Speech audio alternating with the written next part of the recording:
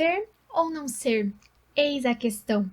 Ou então, há mais coisas entre o céu e a terra do que sonha a tua filosofia. Eu tenho certeza de que você já ouviu pelo menos uma dessas duas frases se você é fã de literatura. Seja diretamente na fonte, isto é, lendo o local do qual elas são originais, ou então vendo algum autor comentando sobre elas, algum teórico, ou ainda até mesmo em posts na internet. Bem, no vídeo de hoje nós vamos conversar justamente sobre o livro no qual essas frases apareceram pela primeira vez. Hamlet, de Shakespeare. Bem, sejam muito bem-vindos a mais um vídeo por aqui. Eu sou a Tainara e eu falo muito de livros clássicos neste canalzinho. Então, se você gosta de clássicos, já se inscreve, já curte o vídeo e vamos lá falar de um clássico dos clássicos.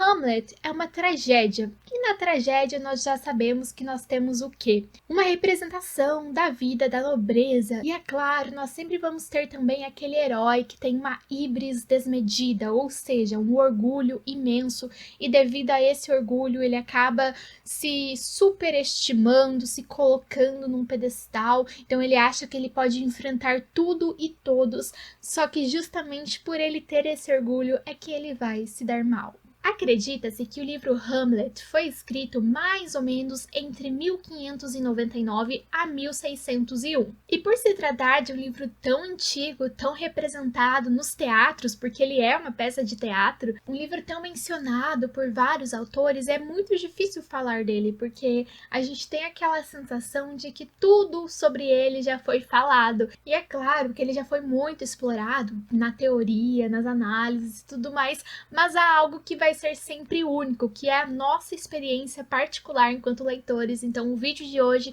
será muito focado nessa minha experiência durante a leitura desse livro. Eu não sou uma leitora assídua de peças de teatro, eu não costumo ler de fato, então não é uma leitura que logo pelo formato me chama a atenção, de forma alguma. Então apesar de o livro ter ali em torno de 140 páginas, depende muito da tua edição, e sempre que eu falo que depende da edição, algumas pessoas ficam, ué, como assim? Mas não tem um número X de páginas e pronto? Não é um livro que foi escrito na nossa língua, então é um livro que depende da tradução. Então, dependendo do tradutor, o livro vai ter menos páginas ou mais páginas. Também é um livro assim que tem milhares de edições, então algumas edições talvez tenham textos complementares, notas de rodapé, enquanto outras talvez não. Então isso também modifica o número de páginas. Alguns livros vão ter uma fonte maior, outra menor, também modifica o número de páginas. Então por isso que eu sempre falo, tem mais ou menos um número X de páginas. Bom, voltando aqui, ele tem então nessa edição que eu tenho, que é da LPM, cerca de 140. Relativamente, é um livro curto, porém é um livro que eu demorei um pouquinho para ler justamente por não ter essa afinidade com o gênero. Não é uma questão mesmo de ser um livro assim difícil, mas é uma questão de ser um livro assim que não me prendeu naquele sentido de começar a ler e não conseguir mais parar. Significa que é um livro ruim? Não, de forma alguma. Só é diferente, até porque a gente sabe que, como ele é escrito em forma de teatro, ele foi escrito para ser encenado. Então eu tentei, assim, ao máximo, imaginar aquelas cenas, imaginar aquele teatro no estilo shakespeariano.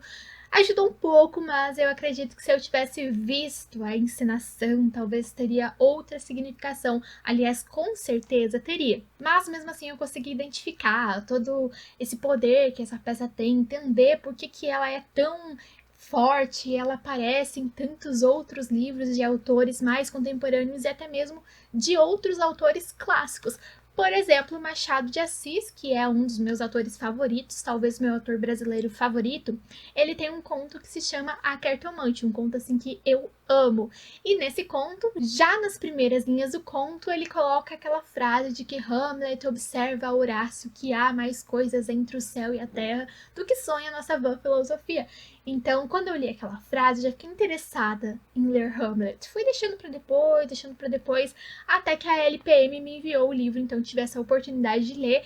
Quero sim ler mais Shakespeare, apesar de eu não ter gostado tanto assim da história, no sentido de amado a história, é uma referência dos clássicos da literatura inglesa, então eu acredito que nós temos que ler as referências, nós fãs de clássicos. Se você gosta só de ler como lazer e tudo mais, está tudo bem, não tem problema, mas eu, como sou da área de letras, eu também sinto essa necessidade de ter esse contato com os clássicos também por causa dos estudos, das análises e da teoria. De Shakespeare, eu já havia lido Romeu e Julieta, também achei assim bem similar a minha experiência como foi aqui ler Hamlet. Aquele negócio de gostei de ter lido foi muito importante para mim, mas não é um livro assim que vai se tornar um dos meus favoritos, meu top 10 da literatura. Mas só para terminar essa ideia de relação de autores clássicos e tudo mais, por exemplo, Machado de Assis também faz uma relação com a peça Otelo, do Shakespeare, quando ele escreve Dom Casmurro. Inclusive, há uma passagem que o Dom Casmurro ele vai ao teatro assistir Otelo, que é aquela ideia do ciúme e tudo mais que ele tinha com a Desdémona e que o Dom Casmurro tinha com a Capitu. Aquela possibilidade da traição ou não. Sonata Kreutzer, do Tolstói, também traz essa conexão com a peça Otelo, de Shakespeare. Inclusive, os russos adoram Shakespeare porque eles estão sempre citando ali também. Aliás, eu tenho uma impressão que entre os autores clássicos, citar Shakespeare era uma forma de mostrar que você tinha uma bagagem literária culta. Bem, mas afinal, o que é que nós temos aqui? Qual a sinopse, qual a história que esse livro nos apresenta? Como o próprio título sugere, nós vamos seguir a história de Hamlet, príncipe da Dinamarca. De início, pode parecer um pouco confuso, porque nós temos dois Hamlets na história. Então, nós temos um Hamlet que está vivo, que é o príncipe da Dinamarca, e nós temos o outro Hamlet, que é o pai do príncipe, que era o rei. Eu digo era porque logo no início da história ele já está morto. O que vai aparecer ali é o seu fantasma. Então, tudo se inicia quando Hamlet, filho, o príncipe da Dinamarca, ele está sofrendo, ele está vivenciando aquela dor da perda do pai, está ali vivenciando o seu luto. E além dessa tristeza advinda do luto, ele também sente certa angústia, certa raiva, porque parece que o seu pai foi esquecido muito facilmente pelas outras pessoas da família e também pelo reino. Então, ele está sofrendo tanto e ele se indigna porque os outros não estão sofrendo. É claro que cada um vai ter a sua forma muito particular de lidar com o luto, mas para nós leitores também fica muito visível que parece que o rei foi esquecido, e não faz tanto tempo assim que ele havia morrido, se eu não me engano, questão de meses. Então, digamos que o Hamlet, ele tinha um pouco de razão. E para piorar a situação, a mãe do Hamlet, a viúva, ela já havia se casado novamente. E para piorar a situação mais ainda, a pessoa com quem ela se casou, e que portanto é o novo rei, é o tio de Hamlet, isto é, o irmão do seu falecido pai. Então a rainha se casa com o seu cunhado. E o Hamlet, com isso, ele também nutre certo ódio pelos dois. Primeiramente pela mãe, por ter esquecido seu pai tão rapidamente e, de certa forma, demonstrado que o casamento deles não era aquilo que Hamlet imaginava, não era aquela fortaleza, não era aquele negócio indestrutível, algo que representasse uma união que ele imaginava.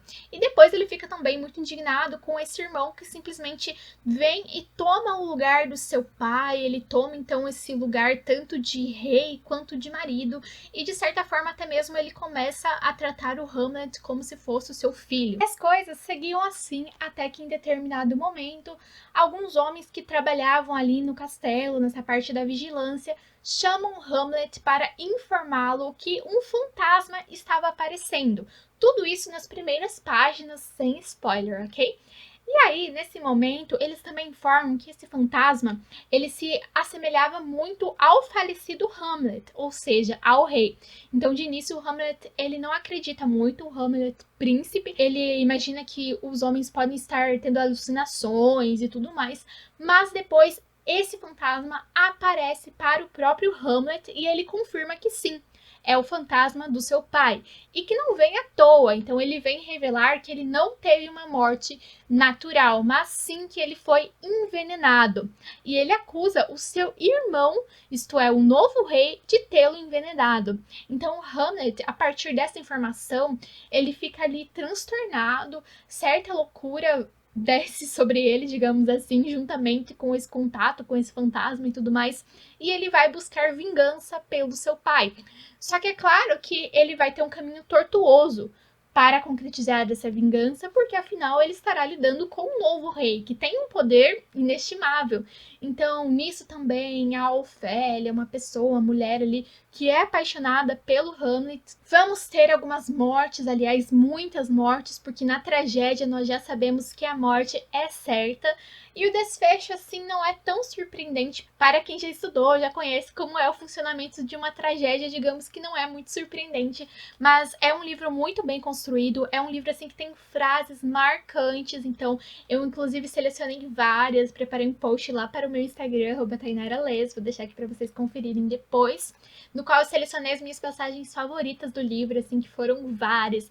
Então, o Hamlet, ele é um personagem muito debochado, muito irônico, sabe? E ele quebra muito com aquela nossa perspectiva de personagens, assim, tão clássicos, tão antigos, porque a gente não imagina que alguém, assim, de 1600 vai ser tão debochado. E sim, ele é. Então, antes de ter lido o livro, eu imaginava que o Hamlet era um personagem muito sábio, que o Hamlet era um personagem, assim, extremamente culto. Não sei porque eu tinha essa ideia, até porque eu não pesquiso muitos resumos, muitas sinopses de livros. Então, essa é a ideia que eu tinha criado na minha mente sobre ele. Então, quando eu conheci a história e vi que ele era totalmente diferente, eu fiquei bastante surpresa. Tem uma parte que ele é muito engraçado, que o Polônio, uma pessoa dessas aí que fica bajulando o rei, vai tomar conta de uns assuntos para o Hamlet, na verdade, de algumas pessoas que o Hamlet havia mandado ele recepcionar. Então, o Polônio fala assim para o Hamlet, só para vocês entenderem o nível de ironia, de sarcasmo, de deboche dele. O Polônio fala assim: pode deixar, senhor, eles serão tratados como merecem. E aí o Hamlet fala o seguinte: que é isso? Trate-os melhor. Se tratarmos as pessoas como merecem, nenhuma escapa. Essa passagem eu achei assim muito engraçada e há várias como essa no livro, então eu recomendo a leitura do livro, sim, principalmente para quem gosta de clássicos, para ter essa referência. Então, se você é fã de Machado de Assis, você vai ali localizar vários aspectos também. Alguns autores russos, você vai ver que eles leram esse livro também. Então, vale muito a pena, sobretudo por esse sentido, eu diria, de ter contato com uma obra tão rica que serviu de referência para tanta gente boa. E é isso por hoje, espero que vocês tenham gostado do vídeo e vejo vocês na próxima resenha.